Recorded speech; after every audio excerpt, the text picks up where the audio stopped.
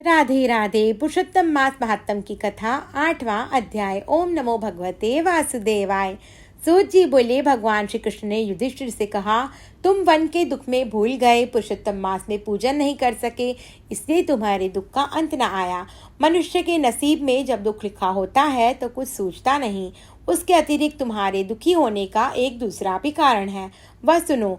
द्रौपदी उनके पहले जन्म में मेधावी नामक ऋषि की पुत्री थी। बहुत सुंदर थी। सुंदरता की मूर्ति जब 10 साल की हुई तो सर्वगुण संपन्न हो गई।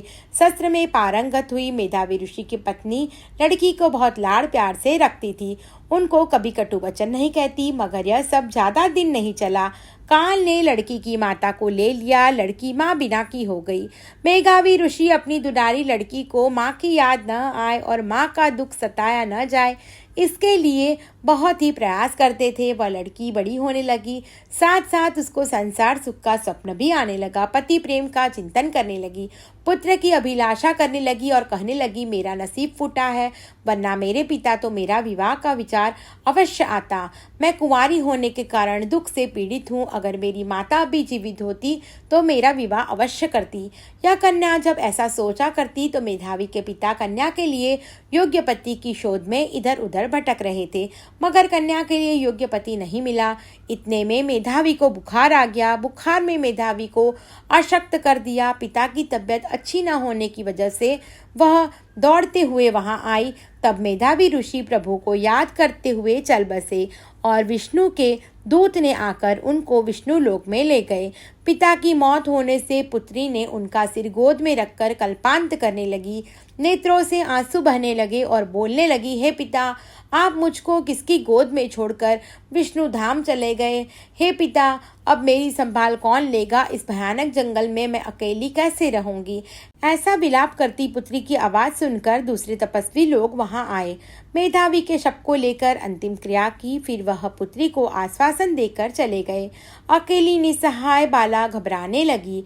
इति श्री बृहन्नारद्य पुराण में कुमारी विलाप नामक 8वां अध्याय संपूर्ण। ओम नमो भगवते वासुदेवाय। पुरुषोत्तम मास के 8वें दिन की कथा। ओम नमो भगवते वासुदेवाय। एक ईमानदार और मेहनती पटेल अपने 4 बेटों के साथ रहता था, जो खेत में मजदूरी कर अपना गुजारा करता। एक बार पुरुषोत्तम मास आने पर पटेल ने पूरी श्रद्धा भक्ति से पूजा अर्चना की। उसकी अनन्य भक्ति देखकर भगवान पुरुषोत्तम रूप बदलकर पटेल के घर आए। उन्होंने आंगन में पड़े गेहूं के ढेर पर अपना दाहिना हाथ घुमाया, जिससे सारे गेहूं कीमती मोती बन गए। यह चमत्कार देख पटेल प्रभु के चरणों में गिर गया। भगवान ने प्रसन्न होकर कहा, हे भक्त, मेरे साथ विमान में बैठ और जीते जी स्वर्ग का दर्शन कर। पटेल खुशी खुशी भगवान के साथ चला गया और 15 दिनों तक गौलोक, ब्रह्मपुरी और कैलाश धाम की दिव्य यात्रा की। दूसरी ओर पृथ्वी पर पटेल के 4 बेटे अपने पिता के गायब होने से परेशान थे। उन्होंने पड़ोस के एक ब्राह्मण से सलाह ली। ब्राह्मण ने कहा, 15 दिन राह देखो, अगर वो नहीं आए तो तुम उनका श्राद्ध कर दो। 16वें दिन जब बेटे उद्यापन की तैयारी कर रहे थे, तभी भगवान का विमान पटेल को घर छोड़कर गया। अचानक पिता को सामने देख बेटे डर गए। उन्होंने भूत समझ बैठे। उन्होंने तुरंत ब्राह्मण को बुलाया। पटेल ने सबको समझाया, मैं भूत नहीं हूँ, मैं जिंदा हूँ और भगवान के साथ स्वर्ग घूम कर आया। ब्राह्मण को इस बात पर यकीन नहीं हुआ और शर्त रखी, अगर तुम्हारी बात सच है तो हम सबको भी स्वर्ग दिखाओ, नहीं तो हम तुम्हें मरा हुआ मानकर तुम्हारा उद्यापन करेंगे। अपनी लाश बचाने के लिए पटेल ने भावुक होकर पुरुषोत्तम भगवान से प्रार्थना की। भक्त की पुकार सुनकर भगवान गरुड़ पर सवार होकर प्रकट हो गए।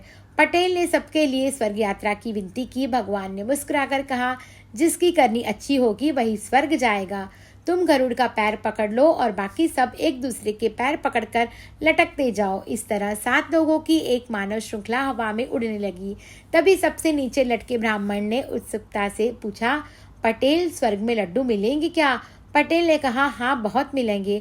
ब्राह्मण ने फिर से पूछा, जरा बताइए कितने बड़े मिलेंगे? उत्साह में आकर पटेल अब भूल गया कि पूरी श्रृंखला उसी के भरोसे टिकी है। उसने आकर बताने के लिए गरुड़ का पैर छोड़ दिया और दोनों हाथ फैलाकर कहा, इतने बड़े मिलेंगे भाई। पैर छूटते ही सातों लोग धड़ाम से नीचे गिर पड़े। अपने पुण्य के प्रभाव से पटेल तो जिंदा बच गया, लेकिन बाकी सब मर गए। सबको मरा देख पटेल रोने लगा कि यह क्या हो गया, मुझ पर तो ब्रह्म हत्या का पाप लगेगा। अपने भक्त की यह व्याकुलता देखकर दयालु भगवान पुरुषोत्तम ने सभी को दोबारा जीवित कर दिया और सकुशल घर पहुंचा दिया। इस प्रकार पटेल की अटूट भक्ति के कारण उसके परिवार ब्राह्मणों को भी जीते जी भगवान और स्वर्ग के दर्शन हो गए। हे प्रभु पुरुषोत्तम, जैसे आप ब्राह्मण को फले, वैसे ही कथा पढ़ने वाले, सुनने वाले, व्रत करने वाले सबको फलना। ओम नमो भगवते वासुदेवाय। राधे राधे।